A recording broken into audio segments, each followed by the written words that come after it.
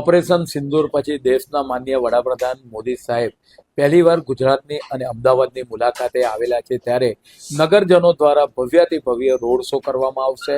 લાખોની સંખ્યાની અંદર નગરજનો માનનીય દેશના વડાપ્રધાનશ્રીનું સ્વાગત કરશે। આ જે રોડ શો છે એરપોર્ટ સર્કલથી શરૂ કરી એરપોર્ટથી શરૂ કરી ઇન્દિરા બ્રિજ સુધી લગભગ 2 કિલોમીટર સુધીનો અનેક નગરજનો દ્વારા માનનીય દેશના વડાપ્રધાનનું સ્વાગત કરવામાં આવશે। તદુપરાંત આપણે વાત કરીએ કે અલગ અલગ જે સમાજો છે મહાનગરની અંદર વસતા, એ સમાજો પણ દેશના વડાપ્રધાનનું સ્વાગત કરવા માટે ઉત્સુક છે।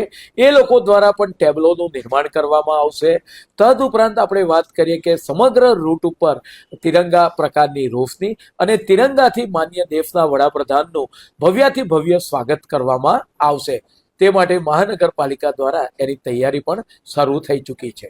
અમદાવાદ મહાનગરની અંદર જે નવા ડેવલપ થતા એરિયા છે ત્યાં રેસિડન્સ એરિયાની અંદર આરએમસી પ્લાન્ટ ચાલતા હોય છે, પરિણામે અનેક નગરજનોની ફરિયાદ આવતી હતી।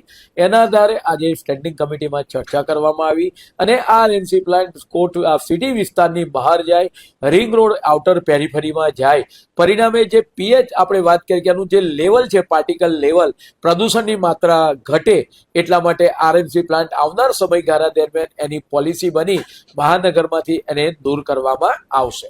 આગની ઘટના સામે આવતી જાય છે। મહાનગરપાલિકાની અંદર હાલમાં 25 જેટલા ફાયર સ્ટેશનો આવેલા છે। 10 કિલોમીટરની જરૂરિયાત પ્રમાણે આવનાર સમયગાળા દરમિયાન સરદારનગર એરિયા છે, તદુપરાંત સમગ્ર મહાનગરનો સર્વે કરી 10 કિલોમીટરના એરિયાની અંદર ફાયર સ્ટેશન બને અને ઝડપી સુવિધા મળે એ માટેનું આયોજનની નક્કર ચર્ચા કરવામાં આવી છે। આવનાર સમયગાળા દરમિયાન સરદારનગર છે, દાણાપીઠનું ફાયર સ્ટેશન જે વર્ષો જૂનું છે એ પણ અંતિમ તબક્કામાં આવી ગયું છે, એટલે આ બે ફાયર સ્ટેશનો છે એ વર્કિંગ કન્ડિશનમાં આવશે।